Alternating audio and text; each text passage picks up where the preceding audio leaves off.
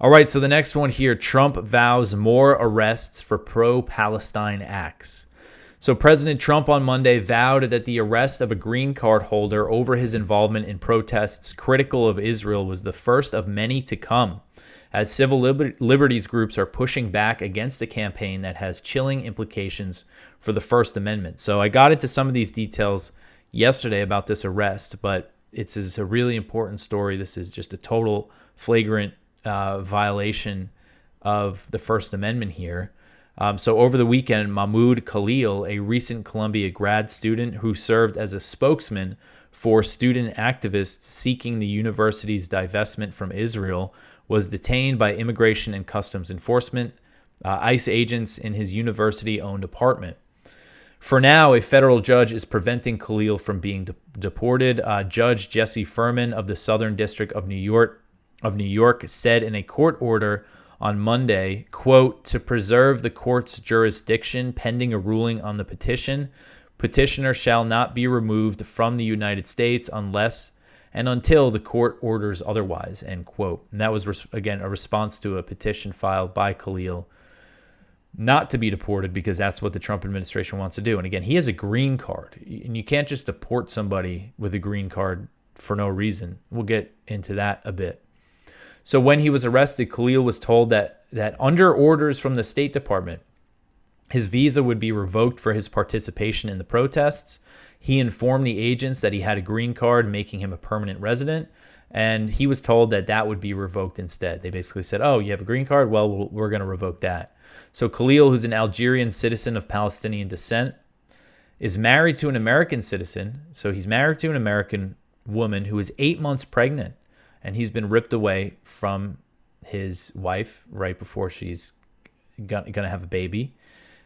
He's been taken to an ICE detention facility in Louisiana, which is 1,000 miles away from his wife and an unborn baby in New York City. And he's not been charged with any crime.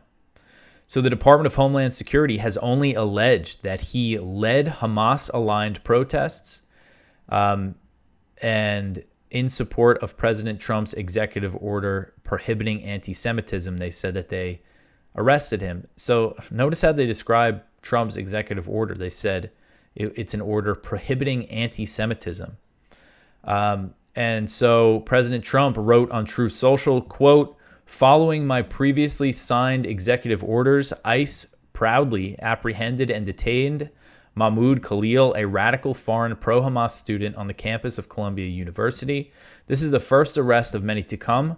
We know there are more students at Columbia and other universities across the country who have engaged in pro-terrorist, anti-Semitic, anti-American, and the Trump administration will not tolerate it, end quote. So on Sunday, Secretary of State Marco Rubio posted a story on X about Khalil being arrested and said, quote, we will be revoking the visas and or green cards of Hamas supporters in America so they can be deported, end quote. And as I've said repeatedly, the term Hamas supporters has not been defined by the administration, and critics of U.S. support for Israel and Israel's occupation of Palestinian territories are always labeled pro-Hamas. I tweeted about this, how this is wrong, what's happening. I forget exactly how I worded it. I said anybody celebrating his arrest as an enemy of freedom in the U.S., this is being done on behalf of a foreign country, and Americans are next, because I do think that it's obvious that they're also trying to crack down on Americans who participated in these protests.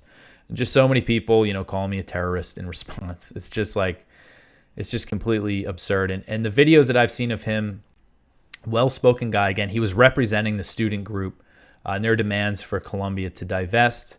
And there are some videos of, from what I've seen, these protests overwhelmingly were peaceful.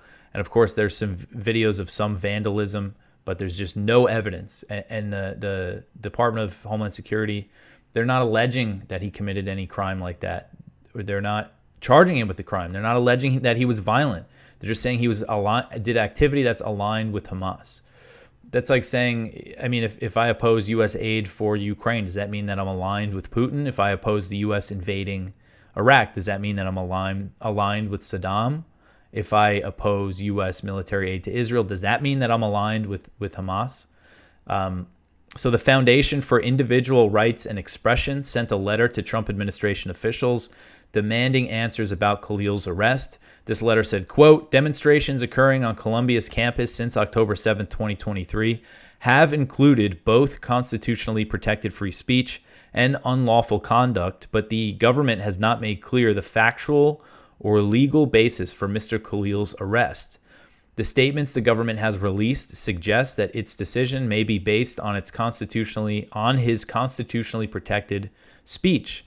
This lack of clarity is chilling protected expression, as other permanent residents cannot know whether their lawful speech could be deemed to align to a terrorist organization and jeopardize their immigration status, end quote. Janine Eunice, a civil liberties attorney, said in a post on X that Khalil's arrest was political persecution and pointed to the fact that green card holders cannot be deported without a conviction. She said, quote, green card holders cannot be deported for mere charges, only actual convictions of crimes of moral turpitude and aggravated felonies.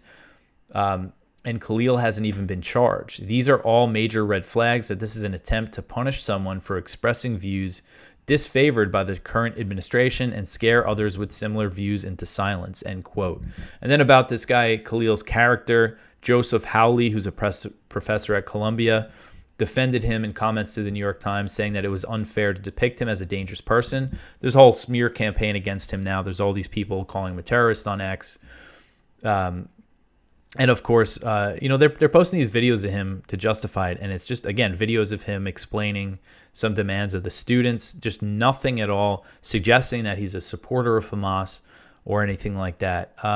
So this is, again, the Columbia professor said, quote, this is someone who seeks mediated resolutions through speech and dialogue. This is not someone who engages in violence or gets people riled up to do dangerous things. So it's really disturbing to see that kind of misrepresentation of him, end quote.